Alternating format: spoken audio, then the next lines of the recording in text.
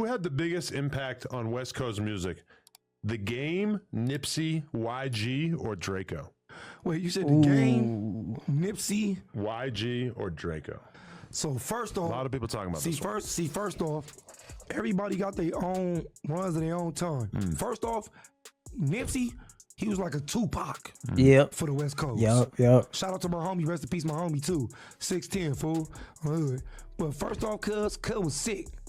Cuz like a Tupac, and he kept it in the community, in the hood. And then forget about his community where he came from or his homies. Cuz was sick. So on the dead homies, cuz I'm not gonna even answer that to say who did it big for the West Coast. What I'm gonna say is all of them did it big for the West Coast. Cause I'm not gonna divide them. Because this ain't no divide and conquer thing. We all one. And they all mess with each other. When the homie was alive. So shout out to all of them, and they all sick. And they all go hard for the West Coast. And no matter how they did it. Just like I'm doing it. Just like AV doing it. Just like Rambo doing it. Just like we gonna keep doing it. Simple as that.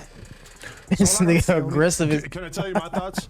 Biggest superstar out of that list was The Game. It's super The Game aggressive. was a national superstar with huge fucking records with 50 Cent at the time when 50 Cent was the biggest rapper in the world. Look. Game hard as once again.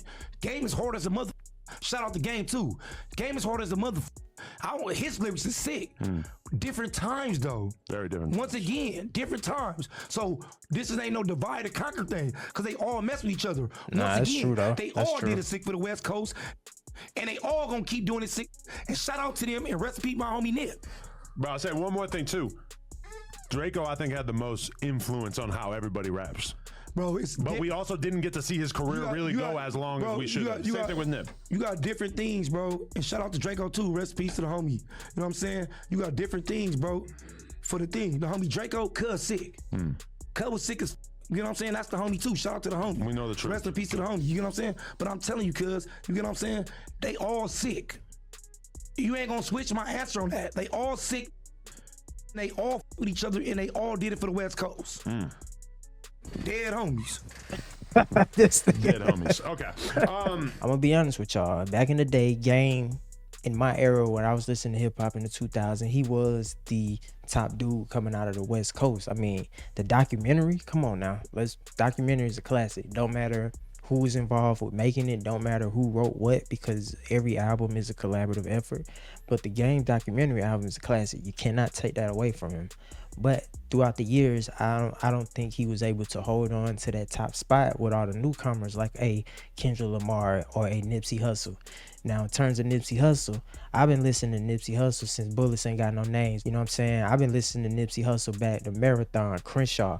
You know what I'm saying? I used to clean buildings overnight listening to Bullets Ain't Got No Names or listening to Crenshaw, you feel me? Like, so for me, Nip gonna always be like the top rapper out the West Coast for me. Me being from the South, not from the West Coast, just off of impact, what Nipsey spoke in his music. He spoke life in his music. He was for the community. You know what I'm saying? So for me, I'ma always hold Nip as that top spot. Now the most influential coming off the West Coast, Drakeo. I'm from the South, you know what I'm saying? But I remember the first time I heard, bro, it was like a couple of years ago. And like, I heard one song from him, but it made me go back through his entire discography and really see, like, hold on. I be hearing a lot of these type of flows, you know what I'm saying? And it's like, I never really paid attention to it, you know? You know, they say the truth hurts, ain't that the truth? Carrots on the wrist will turn them to rabbit food. Pull up in the coupe, go faster, what that? So I know a little bit about Drakeo and how influential he is in terms of like the LA style of like how they currently rap. You cannot take nothing away from YG either. My Crazy Life is a classic. I feel like when a rapper is able to give you a classic album, it solidifies him in a certain way wherever he's coming out from, whether it's the West Coast, the South. Now, in terms of order, who's the hottest? Again, I gotta say Nip. Just on a motivational level, it always felt like Nip was kind of like he said, like a Tupac-ish type of figure. You know, I'm not comparing him to Tupac. I'm not saying he's Tupac, but for this generation, he might as well be. Like I say, Nip spoke life into his music, man. Nip, I would listen to Nip music when I'd be working out, or like listen to his interviews where he talking about, you know, bettering yourself like financially, bettering yourself mentally. Like, Nip was a different type of dude, and it hurt when I found out he passed away. You feel me? The whole world felt that shit. So it's just like, you know, at the end of the day, I'm always have a love for the West Coast because that's kind of where my hip hop or the love for it started at. It started on the West Coast, started in the Bay Area, and it kind of just came back across, and I just learned more about it as I got older. So, you know, I'm always had that respect for the West Coast and show love. But yeah, man, it's the Kid Ríez. Until next time, ladies and gentlemen, make sure y'all be safe, stay carefree, and I'll catch y'all later. Peace.